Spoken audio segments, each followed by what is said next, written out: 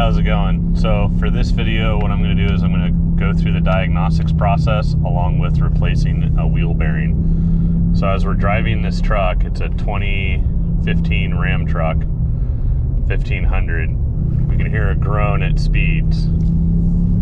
The faster you go, the louder the noise gets. So it's a noise that goes with road speed or how fast the wheel's turning. Now, one of the ways to tell if it's a wheel bearing or not in the front is if you preload the vehicle one way or the other, left or right, the noise may change. So we're coming up to a right turn here. So if I turn right, the noise goes away. So it's nice and smooth now, there's no noise. Now if I load it back up and turn slightly left, the noise gets a little bit louder. The wheel bearing on this particular truck is bad enough to where I can actually feel a shake in the steering wheel. But when I turn right, that shake goes away. So what we'll then need to do is lift up the vehicle and actually feel for play in both front wheel bearings. But I'm suspecting that it's going to be the right front just by the fact the steering wheel is shaking and by the fact that the noise changes when I turn right. All right, so I have the truck lifted up. I'm on the right side front wheel. I set up a dial indicator to give an example of the amount of play, because if I wiggle the tire up and down, you can't really see it on camera. It doesn't really do it justice. So if I move the wheel up and down, we can see the gauge of my dial indicator. It's going about 30 thousandths of an inch. I just have the dial indicator going right against the wheel. You shouldn't have really any play. This isn't something that the factory will have a specification for. You know, the factory won't give like a 5 thousandths is okay or anything like that. Typically there's should be none. Now with a wheel bearing failure like this, if I move the wheel any direction, it'll have excessive play in it. So that I know that it has a whole lot of play in it just by going off of that needle, what I can do now is I can take the wheel and tire off and we can begin replacing the hub and wheel assembly.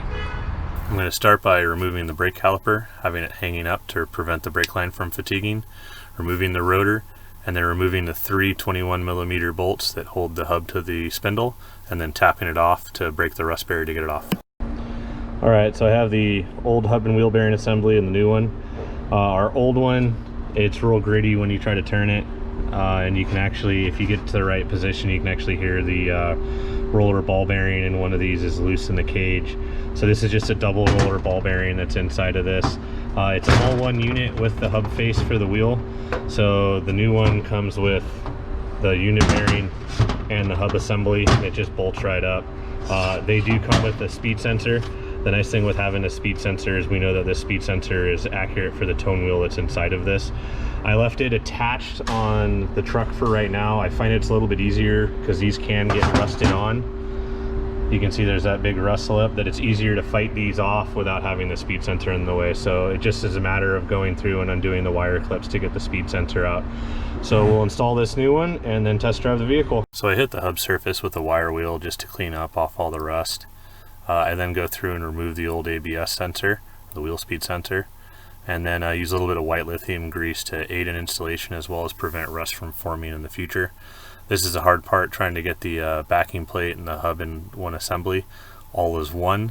The torque procedure for this is 40 foot-pounds plus 80 degrees, so they're torque to yield bolts, so you need to make sure you're following that process correctly. I then go through and reattach the new ABS sensor and then reattach the brakes.